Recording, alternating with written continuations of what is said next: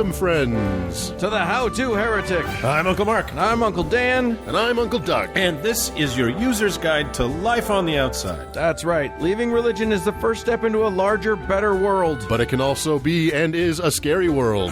Things work differently now. Never fear. That's why we're here. We're your audio uncles. And with help from good friends and experts in all sorts of fields, we're going to share the stories and seek the knowledge to build a great life. After all, you only get the one that we know of, so you better make the most of it.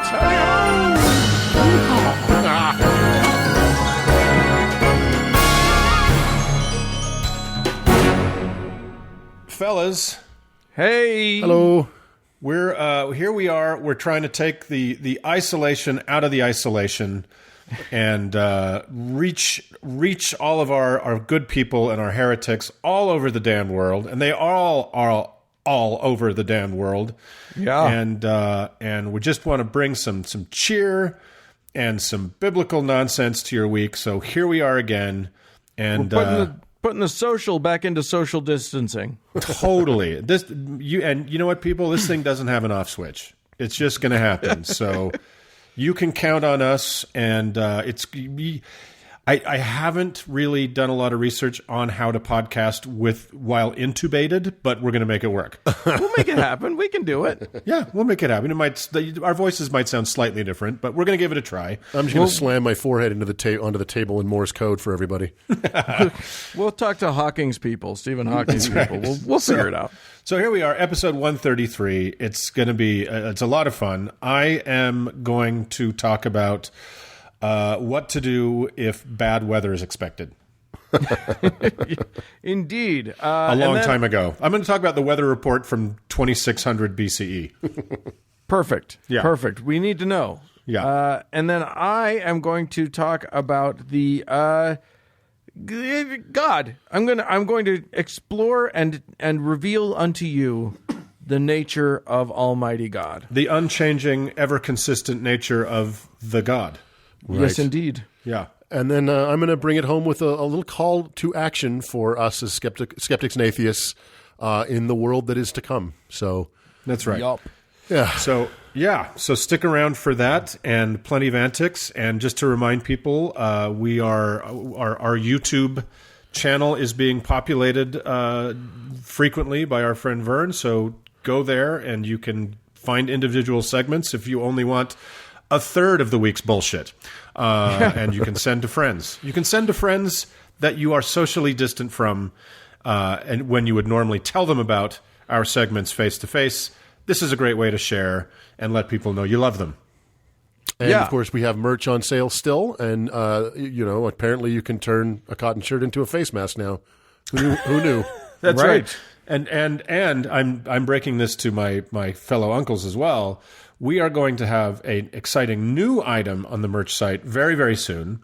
And I will tell you what that is when it's up, because it's going to be a lot of fun. Oh, Yeah. I'm all ears. Is it a weasel? I hope it's weasels. It's weasel adjacent. It's Okay. weasel adjacent. Yeah. Yeah. Okay. There are forbidden animals involved. So I have seen this thing, and it's going to be very fun. I can't wait. yeah, it's going to be fun. So that announcement to follow sometime soon. But until that time, let us go somewhere together and worship other gods. Isn't that what it says in the Bible? Let Yes, us go indeed. and worship other gods together. I just love that line. I love that little conspiratorial moment in the Bible. It's kind of cute. So Hey, hey, you want to worship other gods? yeah, like the guy with the trench coat and opens it Yeah, up, and there's totally. like all these little idols hanging there.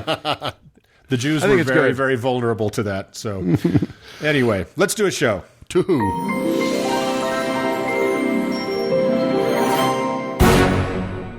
Hey, Uncle Doug. Present. Here's the thing. Stories don't just they often don't appear out of nowhere.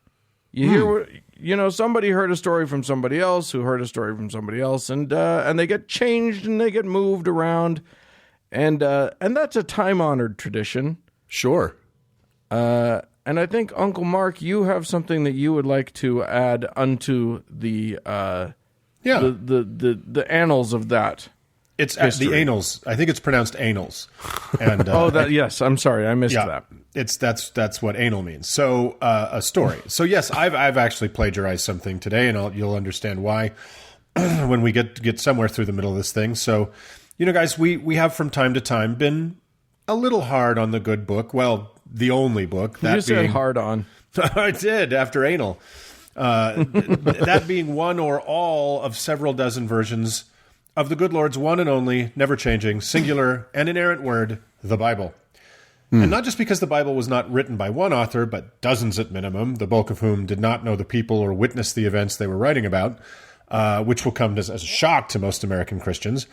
And right? Not because it has been compiled, uncompiled, switched up, chopped up, added to, and embellished by a busload of various councils and popes and bishops loads of times before it ever found its way to good King James. And not just because the blizzard of languages and dialects the various old stories were told in and then first written down in didn't always translate well into the Aramaic or the Greek or the Latin or the English versions as it traveled through space and time, and who knows how adept the translators along the way really were. It's the result of an absurd game of telephone long before Jesus invented the telephone. So, sure, all those are good reasons to kick the old brick around the cul-de-sac a bit, but today's main reason is the Bible is often such an embarrassing work of plagiarism. So let us take what for some unbelievable reason is the most important story for most biblical literalists to scream from the top of Mount Ararat is literally true in every detail. That of Noah and his small family, who had never built so much as a pinewood derby car, suddenly gathering together enough timber in a scrubby desert climate to build a seaworthy wooden ship larger than the Queen Mary, and then gathering two or more, and or more is important, of each of millions of species from across 6 continents, which they fed without bloodshed with food, all the while managing a nauseating mudslide of urine and shit every single day, 7 days a week, for 40 days, nights are included, so dumb, plus a year of drifting once the rain stopped. Then, of course, the ark came to rest on a mountain without splitting into a million pieces, and killing everyone inside this ginormous methane torpedo, and the year-long truce somehow maintained between the carnivores and their prey for however many thousands of miles it took to get them back to their natural post-flood habitats and fuck a whole population of their kind into existence. Then, of course, the whole story gets a lot less silly when Noah plants a vineyard, hangs out for several seasons until the grapes are worth anything, makes wine, gets plowed, and passes out naked. It's what we here at The Heretic call going the full Uncle Doug. Then his 2 sons try to cover his ass up with a blanket. Ham sees his dad naked. Narrator's note, we will later learn in Leviticus this is a huge no-no. Listen to episode 9 for that. And depending on which Christian you listen to, this is either how black people happened, the curse of Ham, or he was banished with his already person of color wife, suspiciously named Egyptus, to Africa, where boom, their grandson was Pharaoh of the Bible in the sudden bustling civilization of Egypt, complete with pyramids and loads of other durable pointy architecture. All it fucking makes is sense. Why in the everlasting fuck it has to be this story that they insist is the truest one of all the true stories, that the billions of people, as of this recording, who still live on this earth, are descended from 8 people a few thousand years ago, is crazy. But it is the story that they insist upon.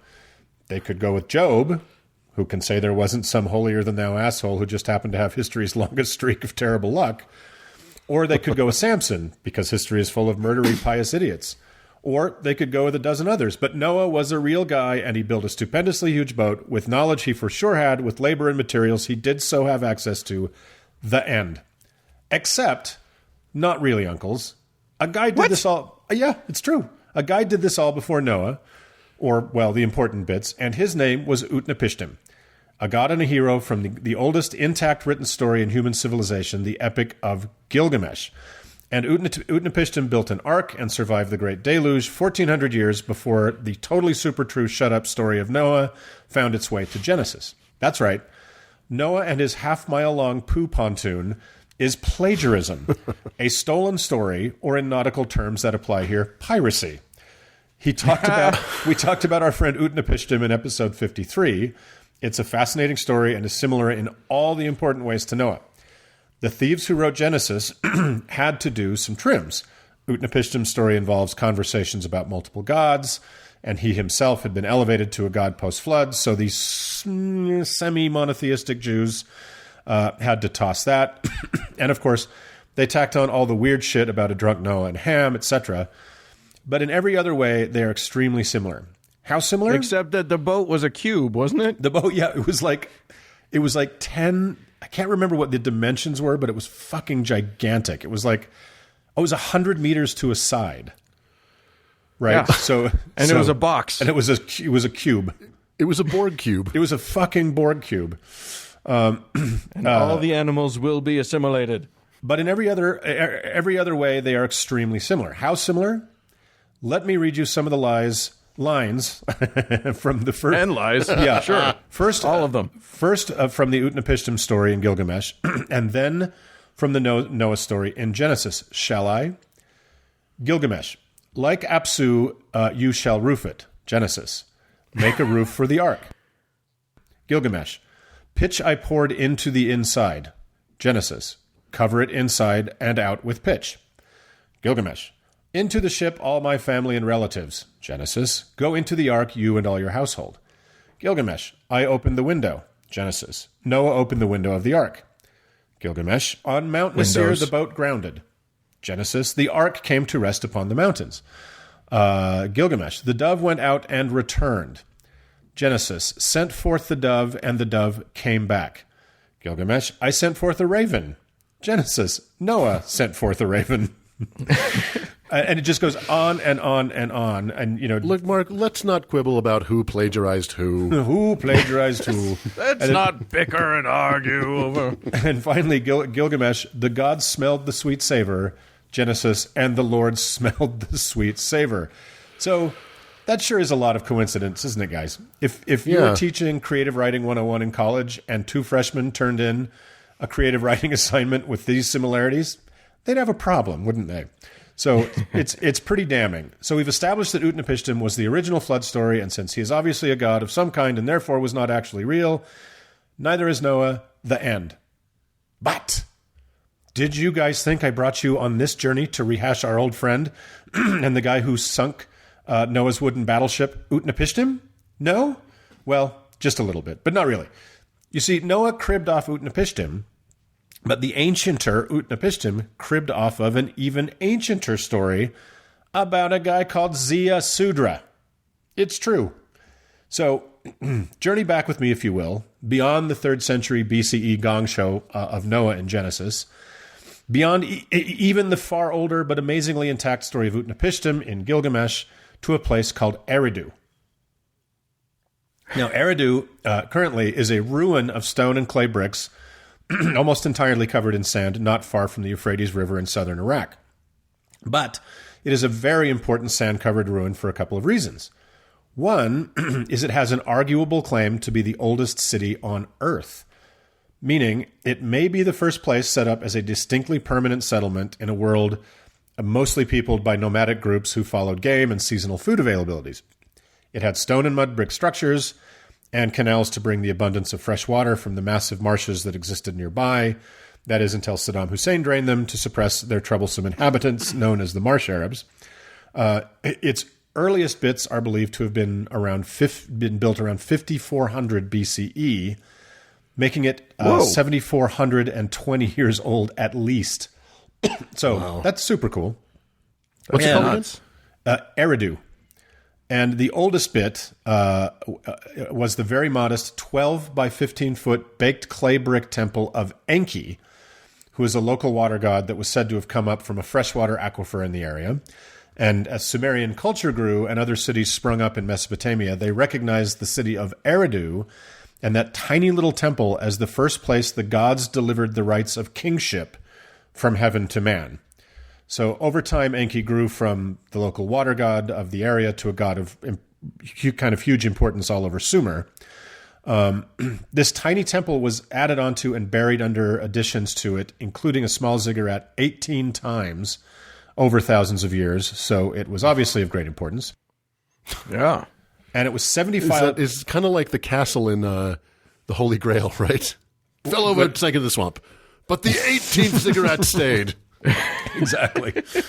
Well, the Mayans did that. I think a lot of cultures did that. The Mayans did that too, where they built on top of, they just kept building on top of their temples. Wasn't there something of like a king? It was a show of supremacy over the previous regime to just literally like one up them, just cover their shit up. Yeah. So it's 75 miles north of Eridu. There's an ancient city called Nippur that a broken cuneiform tablet describing the beginning of kingship in Eridu, and so named the Eridu Genesis, was unearthed in 1893. It was translated shortly thereafter and believed to have been written around 2600 BCE.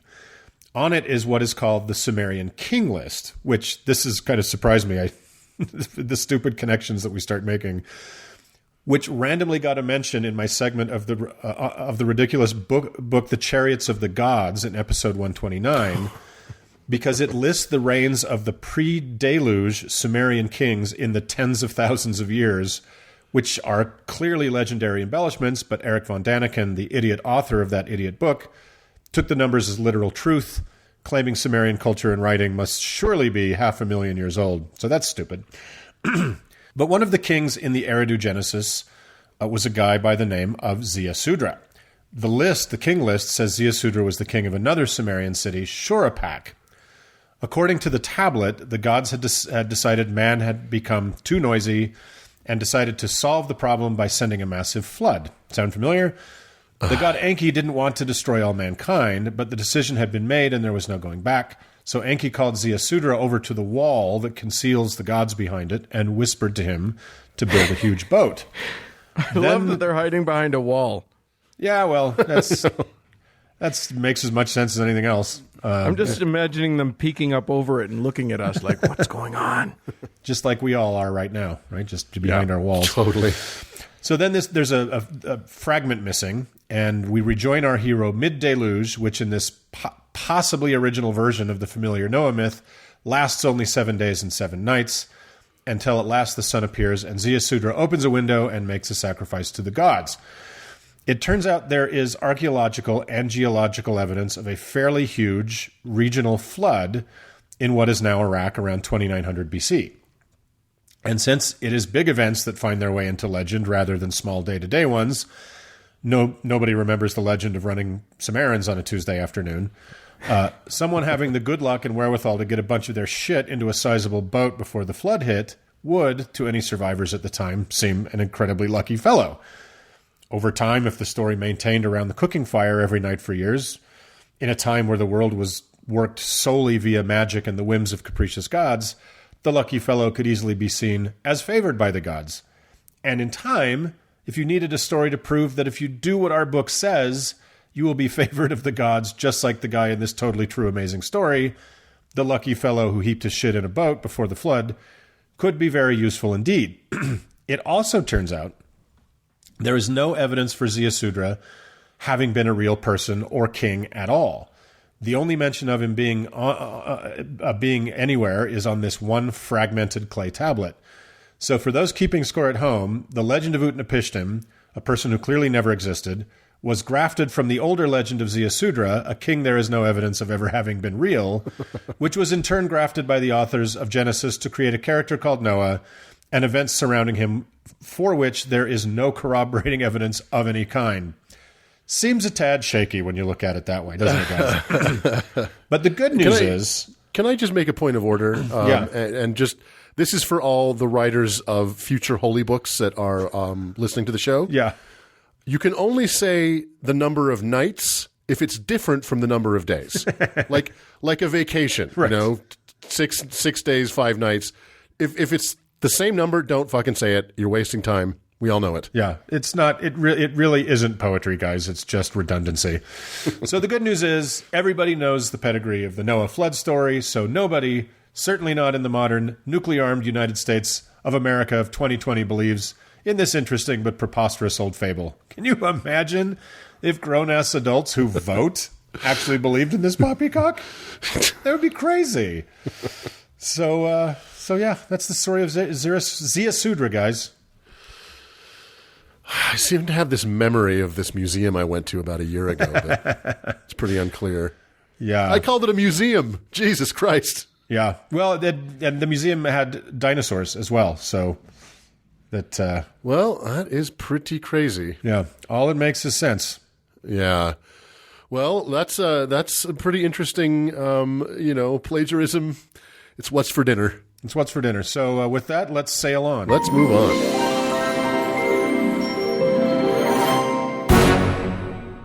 Uncle Mark. Yes. I think it's safe to say that the editorial position of this podcast is that God may not be great, but he sure is weird.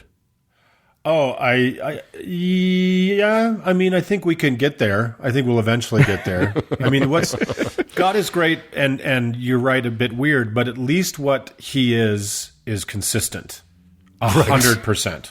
Right, front to back. I am going to say that, like, if there is an editorial position of this show, and I don't think we have to be any more consistent than the Bible does on this. Part of the conceit of this show since its inception is that the Bible, the good book, the holy and infallible word of the only living God, well, it isn't the whole that. It isn't any of that. Now, hold on. What are you saying? Well, I'm just saying that the more I read it, the more confused I get that there are so many very smart people who take that book seriously. Apparently, there are more than 2 billion people. Right? Yeah. More than 2 billion people in this world profess Christianity to be their creed. And if the Christians I've met are at all representative, that means that literally hundreds of them have actually read the foundational text and stayed. So, well, you'd think it'd be a better book. But as you say, the Bible is inconsistent. It is constantly contradicting itself. I used to think that this was a bug, but I now realize it is a feature of the Bible. What could possibly be better for crafting 1,000 different versions of the same, quote, religion than a book that can effectively be quoted to support literally any position? Imagine the flexibility of the thing. There's one God. There are many gods. God is merciful. God is vengeful. You're the chosen people, but God hates you. Every possible idea is on the table. Yeah, it's like the world's most boring Rorschach test. Yeah. Right? You see anything you want in those pages. Right. Yeah, 100%. So I thought I'd look at some Bible inconsistencies today. We've covered some before. In episode 47, we talked at length about the first 2 books of the Bible and their conflicting timelines and methods for the creation. So we know that the book is not afraid to contradict itself. And there are plenty of weird moments where the numbers don't line up from book to book, where somebody has 3 sons in one chapter but 4 in the next. But today, I just want to talk about God. If this book has a central character or something that should be consistent throughout, it should be him, right? Should be. Ought to, yeah. Well, and I'm going to do a big shout out, by the way, to the Skeptics Annotated Bible website, which has a lovely sort of, they've compiled a whole big old list of contradictory things. So I drew heavily from that. Now, as we go through this, be careful. You might find yourself confused. Just know that this is not God's fault. As 1 Corinthians 14 says, God is not the author of confusion. But as 1 Corinthians 1 points out, yes, he is. So let's get started. First off, let's be clear, God is just his title. The dude has a name. His name is Jehovah. At least that's his name according to Psalms, Isaiah, and Exodus. Of course, 3 chapters earlier in Exodus, God's name was I Am, and 28 chapters later, his name is Jealous. The psalmist also calls his name Yah, or Jah, J-A-H. So, dealer's choice on that one, I guess. Is that where the Rastafarians get it, I imagine? Jah-man. Is that where Ja Rule gets his name? Yeah. Yes. It means God rules. So the God of the Bible is an all-powerful being, and if he likes you, you can be all-powerful too. It says so all over the Bible.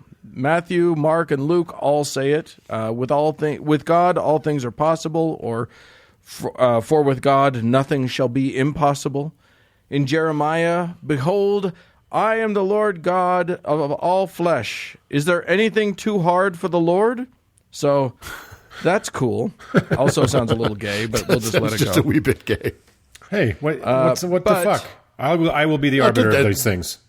Continue. Okay. Well, can we get a ruling then? It's a little gay. Okay. Yeah. Here's the thing. Yes, he is all-powerful. That much is very clear throughout. But, if you have an enemy that God is helping you vanquish, you better hope they don't have iron chariots, because in Judges chapter 1, God was obviously useless against those. They're scary. And Mark chapter 6, even Jesus, God's main man, can be prevented from doing cool miracles. I think he just got tired, like Uri Geller on Johnny Carson. And of course, though God can do anything, Hebrews 6 tells us that it's impossible for him to lie. Really? That brings us to his holy nature. If God can't lie because he's incapable of sin, Numbers 23 and 1 Samuel 15 both offer basically the same assessment. God is not a man that he should lie, neither the Son of Man that he should repent. Malachi 3 makes it clear, for I am God, I change not. Now, Ezekiel also says, I, the Lord, have spoken it, it shall come to pass, and I will do it, I will not go back, neither will I spare, neither will I repent. Which totally makes sense. Why would an omnipotent, all-knowing, perfect being repent? Wouldn't repentance mean a change of heart? Right. And to whom? Yeah. At least, yeah. It would mean a change of heart or a change of mind. How would that even work for an omniscient being? It doesn't make any sense. Right. Except that God keeps fucking up, so he has to do it. Remember all those episodes where I kept trying to get through Exodus? Well, God was basically just a really shitty dungeon master and kept sending Moses and his millions of Jews around in circles in the middle of the desert. In Exodus 32, Moses calls him out and was like, dude, what the fuck? And God, quote, said, the Lord, and it said, quote, the Lord repented of the evil which he thought to do unto his people.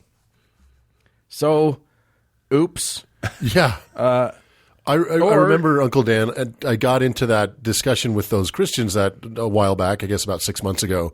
Right. And that was one of the points I kept bringing up to them is like, they were like, you can't judge God. He's beyond anything that is human. And it's like, but in your book, he's constantly being a petulant brat. Yeah. Like you can't be jealous and have to repent and also be immutable. Like, I don't understand why this inconsistency isn't winning this argument for me right now. Right? I would point out to them Judges 2, where a bad generation of Israelites were being very naughty little beasties, and the Lord somehow literally, quote, sold them into the hands of their enemies. No word on how much their enemies paid the Lord for his chosen people, but then they were, sad. And God heard them complaining and, quote, for it repented the Lord because of their groanings by reason of them that oppressed them and vexed them. So he delivered them from the hands of their enemies. I guess they had learned their lesson. Then there was the time when God looked at his creations on the earth, namely we humans, and repented himself that he had ever even created us. Just 6 books into Genesis, quote, and it repented the Lord that he had made man on earth, and it grieved him at his heart. So that was where, Uncle Mark, he came in and drowned everybody after that one. Yeah. That's the flood. So, or we could go to Samuel, 1 Samuel, where God gave Saul the crown of Israel and gave these instructions for his first act as king. Now go smite Amalek and utterly destroy all that they have and spare them not, but slay both man and woman, infant and suckling, ox and sheep, camel and ass. Go And slay then- slay that ass. Right? Slay That Ass, which was actually Saul's best album, I thought. Yeah, it's in the Bible. I mean, It's in the Bible. yeah. But unfortunately, that idiot Saul, he did kill all of the Amalekite people, but he kept Agag, the king of Amalek, alive. Also, he spared a bunch of the livestock, which seems reasonable, but just pissed God off to no end. Quote, "It repenteth me that I have set Saul to be king, for he is turned back from following me and hath not performed my commandments." So, if you don't do, if you don't commit your genocide right, God will repent himself that he ever made you king in the first place. So God never repents unless he does, and he doesn't lie, except that didn't he command Abraham to kill his son Isaac, and then psych, JK, don't kill him? Wasn't that a lie? I mean, God had previously included "thou shalt not kill" among his amazing top 10 commandments, right? So why did he command Abraham to do this? Well, command isn't the word the Bible uses. The King James Version of Genesis 22 says, "And it came to pass after these things that God did tempt Abraham." So it was a temptation? Does God do that? Well, and isn't temptation, isn't it an enticement to do something you want to do already? Right? So Maybe. I'm just saying, really didn't like his son. Well, that's not uncommon. I guess not. But here's the thing about temptation. It seems weird that God would do it, but 2 Samuel 24 opens with an intensely confusing story. The first verse says, quote, "And again the anger of the Lord was kindled against Israel, and he moved David against them to say, 'Go number Israel and Judah.'" So David goes and conducts a census, which was apparently very, very wrong for some reason. As soon as David hears the numbers of his men, women don't count, obviously, we get this, quote, "And David's heart smote him after that he had numbered the people. And David said unto the Lord, I have sinned greatly that I have done, and now I beseech thee, O Lord, take away the iniquity of thy servant, for I have done very foolishly." After which the Lord let him pick his own punishment, which was cute. So, I guess, the Lord does tempt people. Hell, even the Lord's Prayer begs God to, quote, "lead us not unto temptation." But it's clearly a genuine concern. Unless, of course, you ask James chapter 1, verse 13, which is also clear on this, quote, "Let no man say when he is tempted, I am tempted of God, for God cannot be tempted with evil, neither tempteth he any man." So, the God of the Bible is, let's just say, complex. If you ever were to meet the guy, I would highly suggest you just run away. But don't worry, you won't meet him. You can't see him. John says a whole bunch of times that some variant of, quote, "no man hath seen God at any time." Hell, Exodus says, there shall no man see me and live." So you're definitely not going to see the guy. And live. Except the Lord appeared to Abraham in Genesis 12, 17, and 18, and in Exodus and in Acts. Isaac saw him twice. Jacob not only saw him, but wrestled with him and won, or maybe it was a tie. Moses saw his face and his, quote, "back parts." Also, Moses took Aaron, Nadab, Abihu, and 70 other guys, and they all saw God too. Samson's parents saw him. Micaiah, whoever the fuck that is, saw him. Job, David, Isaiah, Ezekiel, Amos, Habakkuk, and Jesus all saw God. And But lived. Not counting all of those guys, God is definitely the guy, as 1 Timothy 6 says, "whom no man hath seen nor can see." Fuck. It's such Finally, a mess. yeah, it is a mess. Let's talk a little bit about his all-knowingness. It's well established. John said he, quote, knoweth all things. Psalms says he, quote, knoweth the secrets of the heart. Job said that no thought can be withheld from him. Jeremiah 23 says, quote, can any hide himself in secret places that I shall not see him? Saith the Lord. Do I not fill heaven and earth? But Psalms 139 one-ups even that. Whither shall I go from thy spirit, or whither shall I flee from thy presence? If I ascend up to heaven, thou art there. If I make my bed in hell, behold, thou art there. So the Lord knows everything. He knows what's in your mind and your heart. He sees you when you're sleeping. He knows when you're awake. He is on earth, in heaven, and in hell. You cannot hide from this guy. No. Unless, of course, you're in the Garden of Eden, where Adam and Eve successfully hid from God, such that he had to call out, where are you? Or their son Cain, who, after killing his brother Abel, went and hid from the Lord's presence east of Eden in the land of Nod. Or the number of times God's cell phone reception was shitty in heaven, so he had to come down to earth to see what was going on. Like when he came down to check out the Tower of Babel, or when he descended to see if Sodom and Gomorrah were really as bad as folks were saying. And basically, the whole book is one example after another of God setting up tests to know men's hearts, or to find out if they love him. And he never seems to know the answer in advance. He did it to Moses and the Israelites. He did it to Abraham, to Hezekiah. Hell, he turned it into a sports book with Job. But that was just for fun. He just had a bet with the devil. That one doesn't count. So there you go. The never changing, always consistent God of the Bible. All it makes is sense. Boy, the show's been a little hard on the Bible today. I think we ought to lay off of it because, if we keep doing this, people might doubt the veracity of its total truth. And that could be a problem. Oh, no. I hope that's not how people were taking this. No, I think you were writing a line there, Dan.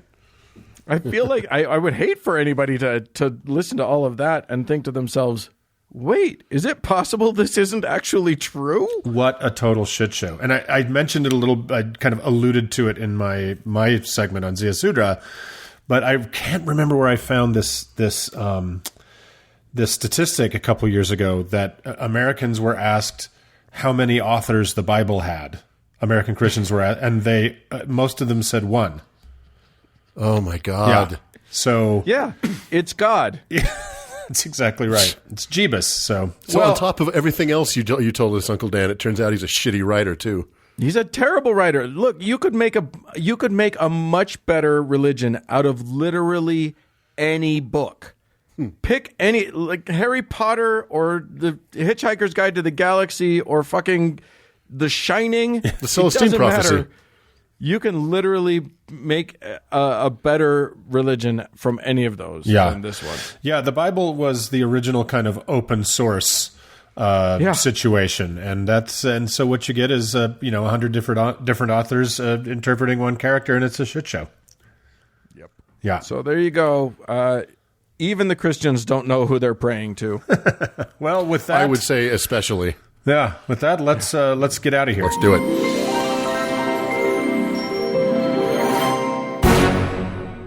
Y'all. Hello. Fellas. Yeah. Listen, we've said it before. We're going to keep saying it. This is one of the ways in which we make a little bit of cash money because people out there give us some of it. But but it's a weird time. So some people are dropping out. Some people are dropping in. We're not mad at anybody for anything. Nope. If you need to not give us money for right now, we get it. Yeah. But that's not what some folks have done. Some folks their income is stable, they are secure, they are happy, and they're deciding to give us money. So we owe some thanks to some folks, and I will thank them now. Thanks so much to Chad, to that one furry listener. Thanks to Jim, to Kathy, Caleb, Jason, and Sue. Right on. So these are all people who have decided that they can kick in a few bucks. Thanks so much. They all went to, we assume, to howtoheretic.com, and they found the tab that gets them Support to us. Patreon. Yep. Well, and then they signed up. They decided to give us a little bit, Yeah. we appreciate it. and you can also. So Yeah. if you feel like it, if it's something that if we're giving you a little bit of a ray of sunshine in your otherwise horrifying post-apocalyptic nightmare. I think it's mid-apocalyptic at this point. Yeah, Right. That's yeah. true. Right. We're still in it. Thank you. Yeah. that is a very good correction. And, Yeah, if I can give you that I'll note. take it. Just if I can I'll give you take that. it. Yeah. I'll take it. So yeah, if your mid-apocalypse allows you to give us a little bit of money, please feel free to go do that at howtoheretic.com. Also, give us 5 stars only on any of the places where you can do that. No other amount of stars is acceptable. And I don't know, let's just keep doing a show. Yeah, let's keep doing it. And you know what, guys? We're really committed to keeping this going for your sanity and for ours. Yeah, truthfully. Every week. Otherwise, how do we know what day of the week it is? Yeah. If we're not recording a show, we literally can't keep track of it. That's right. We record on Sunday, and Dan is like, if I didn't have this, I would not know what Sunday was. So, so let's we're in this together. Let's keep it going together, and we love you. Uncle Dan. Hey! So we're in a pretty weird fucking time here right now, buddy. Yeah. Hang on a second. I'm adjusting my Utnapishtim. Yeah, it is a very strange moment in our world history where this may. You know what's interesting? I just thought of this. This is the first time there have been world pandemics before. Certainly not with the speed of this one, because we can fly everywhere and everybody does. But also, like, we've never had one before where, like, we've got a bunch of science happening and everybody's communicating with everybody around the world. Like, we're keeping track of the whole damn thing. That's kind of cool and new, but Way to rescue a silver lining, Uncle Dan. well, I find it a little terrifying. It's a lot to think about. When I think I read yesterday that like 80% of the world is in lockdown or something like that. Yeah, it's something like Yeah. that. It's crazy. Yeah. what's keeping that other 20%? Get on it. Doubt. Yeah, they're going to church is what fucking keeping them. But anyway, Doug, God. you've got something cheerful to talk about. I Talk think. to us. Yeah, well, dear uncles, all of you out there weathering this pandemic, this is undoubtedly a dark time. And,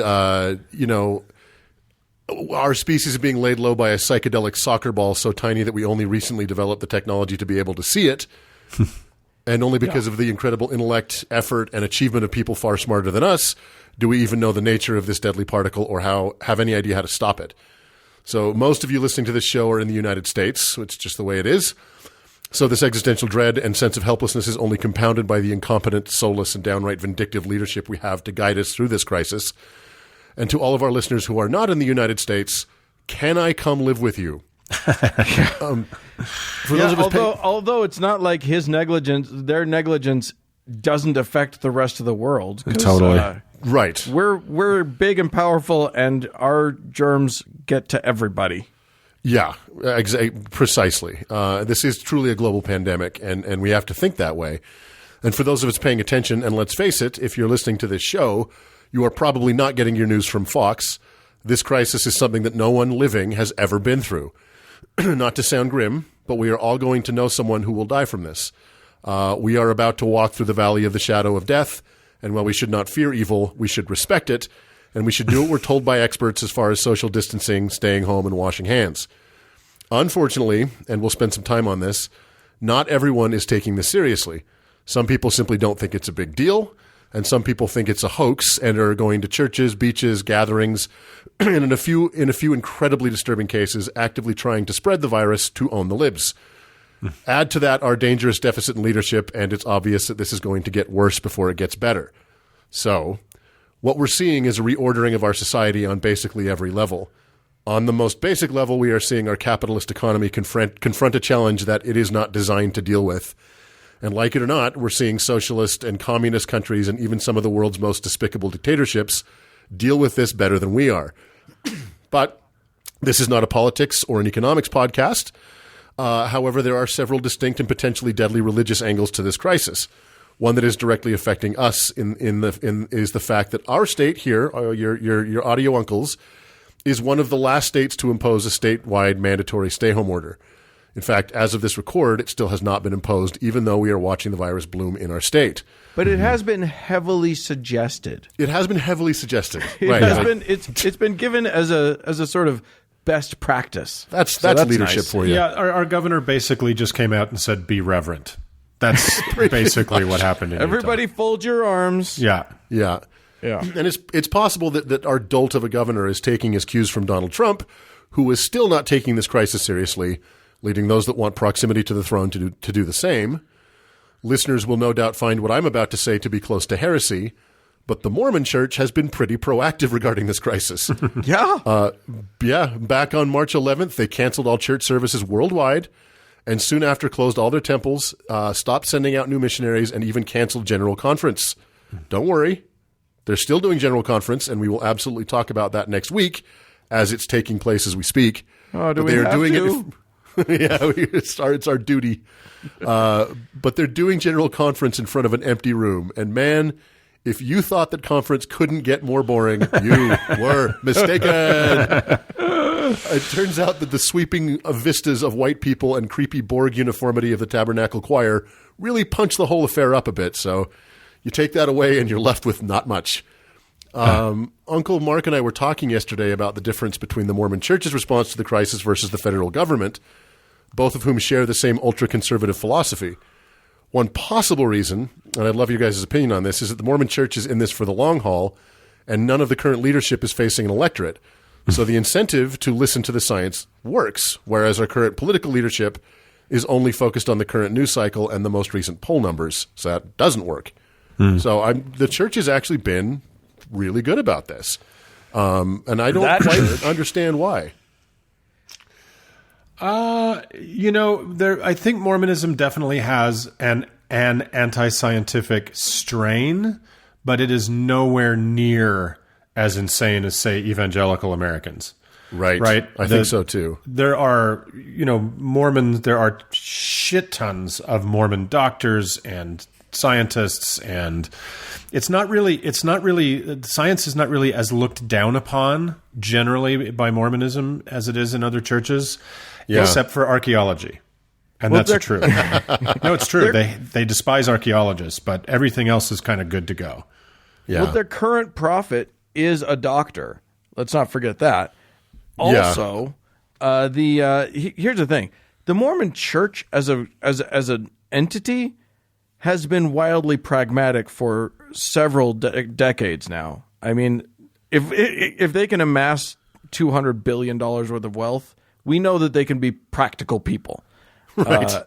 But that's like the organization. We also can look at the people themselves because they've been a bunch of shitheads. Yeah, I mean, just watching the videos and the pictures of the first wave of Mormon missionaries being brought home, evacuated, and their fucking families crowded together with signs cheering at each other like they're like nothing's going on, like they don't actually realize why these guys are coming home. It was maddening. So the human beings, so the laity within the church are still idiots, but the church, but the organization itself is pretty pragmatic. The institution has proven to be very good at rainy days, right? They're good at saving for rainy days. Emergency preparedness is a big thing for Mormons in anticipation of kind of what we're going through right now. Not at all predicted, right. But stocking up in your basement with some oats isn't always a bad idea. But to that point, not all churches are being as proactive as the Mormon church is. Our news feeds are full of defiant pastors and their flocks that are either gathering in groups still or threatening to. What could be driving this?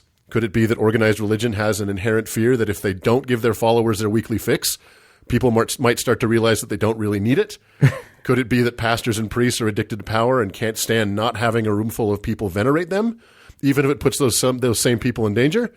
Could it be that reduced church attendance is married to a reduction in revenue? Yes, all of the things. Yes, definitely. Yeah. But here's the thing. We will get through this. Even the bleakest of naysayers, amongst which I include myself, concede that we will eventually get to the other side of this. The only questions are, how long will it take? What will be the cost, both personally and societally? And what will the world we are about to enter look like? This is going to hurt, and we will all lose people we love. The virus will inevitably come back in the fall, and even when we have a vaccine, which we will have one day, this virus will be something we will have to manage for the rest of our lives. But this current crisis will end, and there will be a world on the far side of this, and that's what I want to talk about today, is what will that world look like, and what's our role, specifically as atheists and skeptics, in that new world? Because that world will be very different than the one we left behind several weeks ago. Our economy, our government, our personal habits, our jobs perhaps, our living situations will all be affected by this. And here's the thing. The worst of us are also looking at this moment, and they have dollar signs in their eyes. And by the worst of us, of course, I mean Jared Kushner. So Yeah. it was a British nobleman in the 18th century named, truly, Baron Rothschild, who famously said, quote, "The time to buy is when there's blood in the streets, even if the blood is your own," end quote. So what he meant, of course, is when things are at their worst, the worst of us should take advantage. We are seeing this already with conservative governors and groups trying to use this crisis to roll back abortion rights, to push their anti-immigration agenda, and even to try and cancel the next election to prevent the impending electoral bloodbath that they have cultivated and so richly deserve. So what got me thinking about this week was watching a bunch of people on the right, especially on the religious right, with shocking honesty in the last few weeks, express what they are not willing to give up, no matter what, even if it makes the world a worse place. So religious people, for example, are refusing to give up their habit, not right, but habit, of going to church on Sundays to breathe each other's air and drink from the same fucking cup, and then march off to the grocery store as vindictive vectors. I'm sure you've seen the videos of churchgoers today, even today, packing into churches, shaking hands and hugging each other. It's a level of selfish arrogance that shocks the senses. You want to know you want to know a worse one than the drinking from the same cup? Frank and I reported on Thank God I'm Atheist. Apparently, in some of the Eastern Orthodox traditions, they do the Eucharist from a spoon. Really? That they each put into their mouths. Do they pass the same Eucharist from mouth to mouth like that ping pong game when we were teenagers? Yeah, well, mothers feed it to their children like baby birds. It's a really cute thing that they do. Then on top of all of this, look at what several prominent Republican leaders like the Lieutenant Governor of Texas, Dan Patrick, and our favorite Glenn Beck have said about old people and the economy. Remember, this is the party of Christian values, the sanctity of life, and the family. But if the Dow drops 4%, then it's into the wood chipper with Pop Pop and Mima. It's crazy. They did it, and that was 2 weeks in. Nobody even knew the full scope of this thing yet. And they're like, well, fuck it. Everybody over 50 has just got to die. Right. For my 401k. And they say it like we're making jokes, but they say it overtly. This is not like they're not hinting at it or sort of like dog whistling it. They're just speaking it out loud. Yeah, it's crazy. And just the very thought of that, the notion that none of us have missed a meal yet. You know what I mean? Right. Like this is a crisis and we're all contributing and suffering in our own way, but stores are still open, right? Yeah. Most of us have food in the house. Yeah. What is this going to look like if and when things get substantially worse, right? The electricity is still on. Which I don't think they will, to be honest. The internet still works.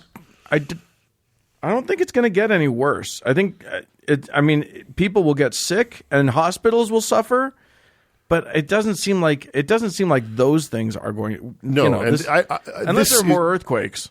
Yeah, exactly. Yeah, thanks, Dan. This isn't that kind of crisis, right? The water's going to stay on. Like Mark said, the electricity is going to stay on.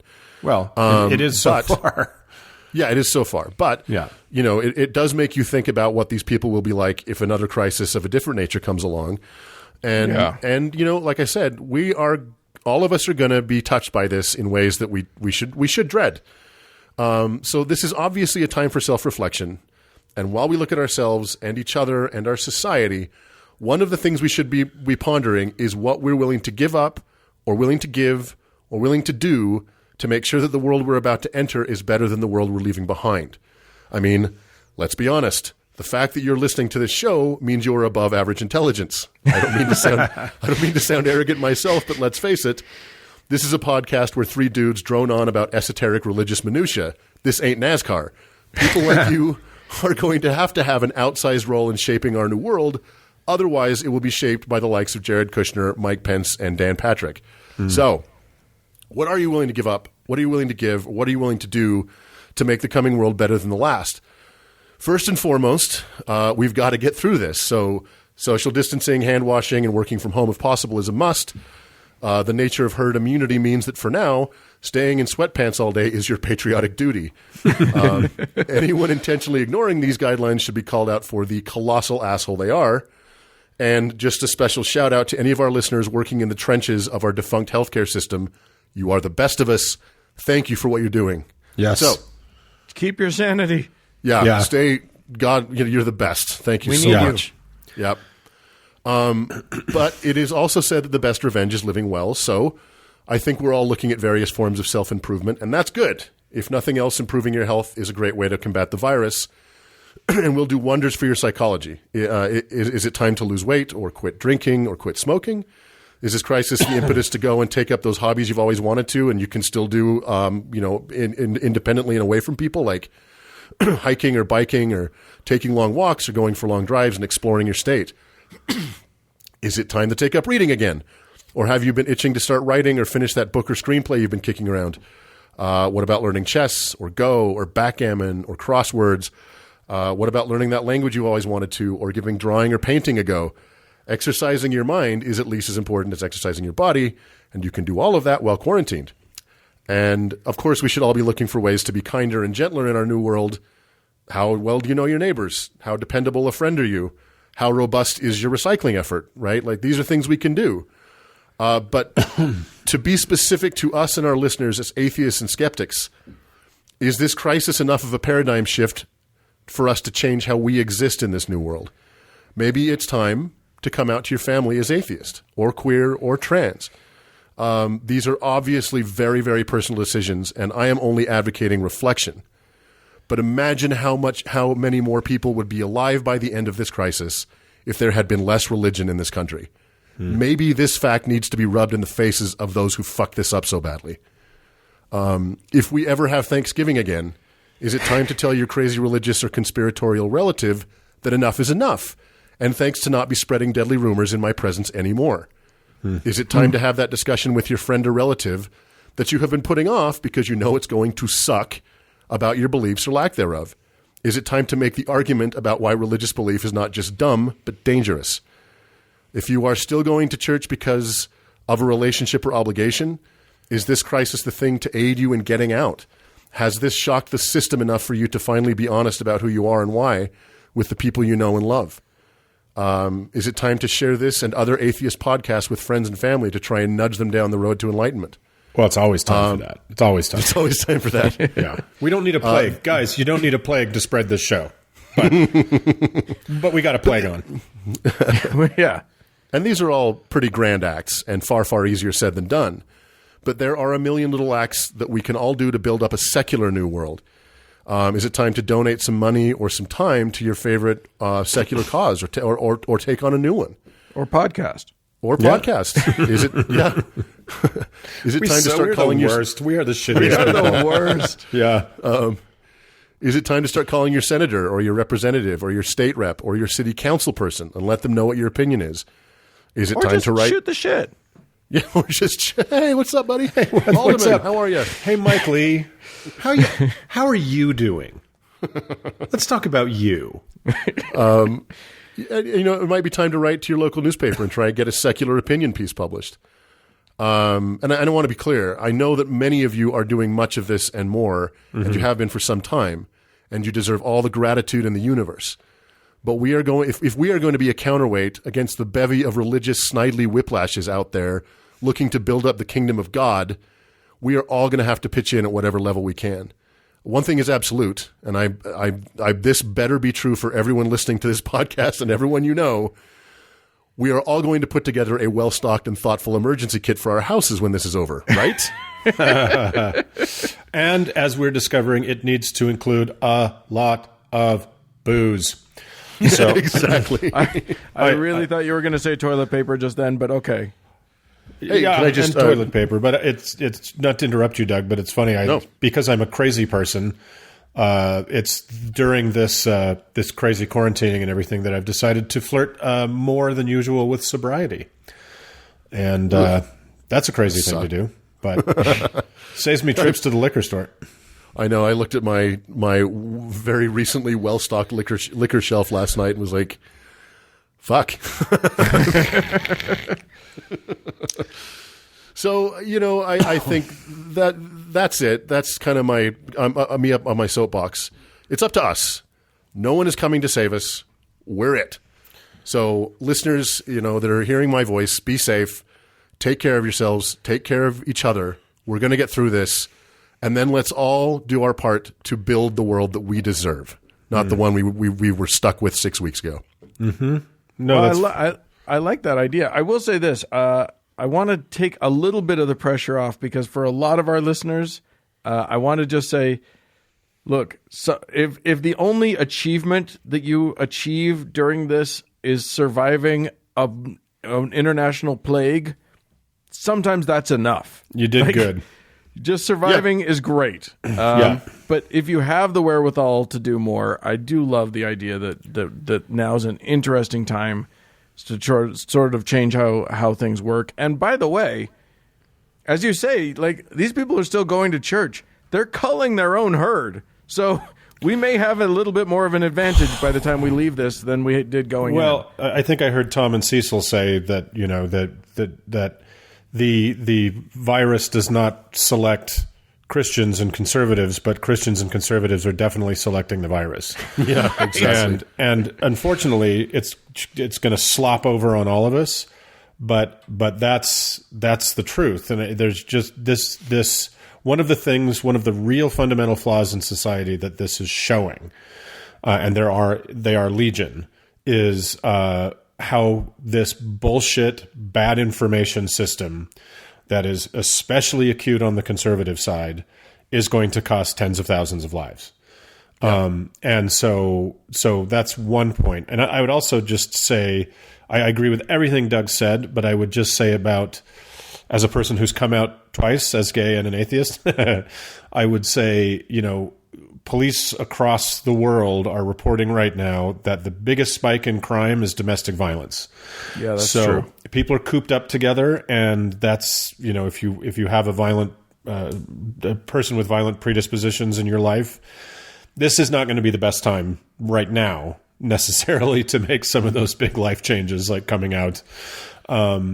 But I think, Doug, you were referring to after the fact, right? Yeah, most of this is we can all be writing letters and, taking up these hobbies in our quarantine, but there will be a post-quarantine world that's going to look very different. And that's my point is, we've existed kind of in the shadows and on the margins for a very long time. And this new world is hopefully going to have a newfound respect for science and truth. Yeah. And that's the sunlight that we live under. That's what got us to where we are now is, understanding what is in reality and not some stupid fucking book or some stupid fucking pastor's sayings. And why the fuck do you have to go to church anyway?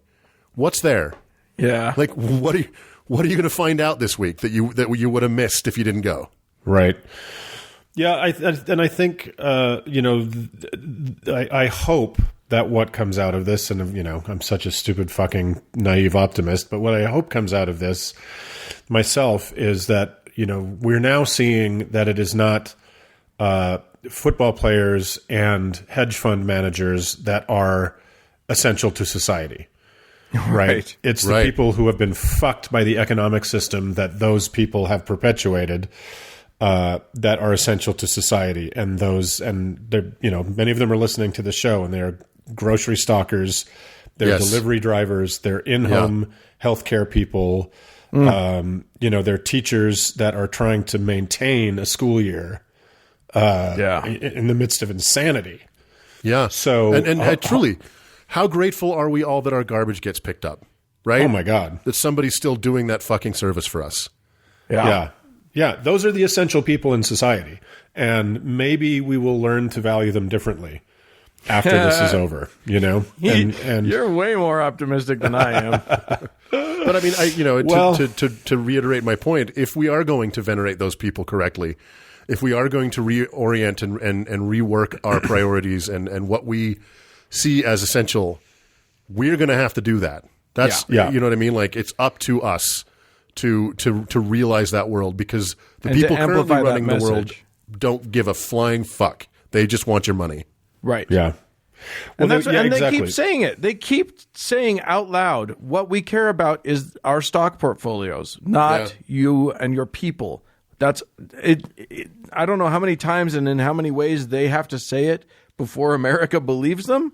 But at very least, we can amplify the message that no, what matters is people. What matters is people having safe and reasonable lives, and being able to live with some degree of comfort and safety is far more important than how many billions a billionaire is able to say they have. Right.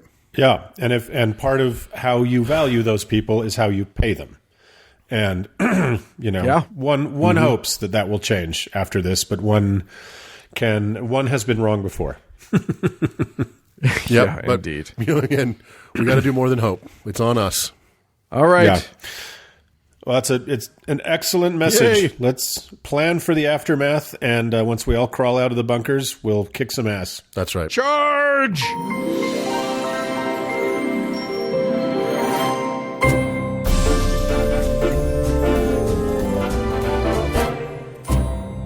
Well, friends, that's it for this week's technically almost impossible show. Hey, we'd love to hear from you. Send us an email, howto@howtoheretic.com. Or if you are hoarding N95 masks, you can leave us a voicemail with your address in it at 903-88-HOW-TO, which is 903-884-6986. Or you can tell me about it on Twitter. I'm there at HowToHeretic. And as always, thanks to our incredible patrons. Yeah, and thanks to Cody Layton, who is our original Flood Story, for editing the show. And thank all of you lovely people for listening. Yep. Stay safe out there. Bye, friends.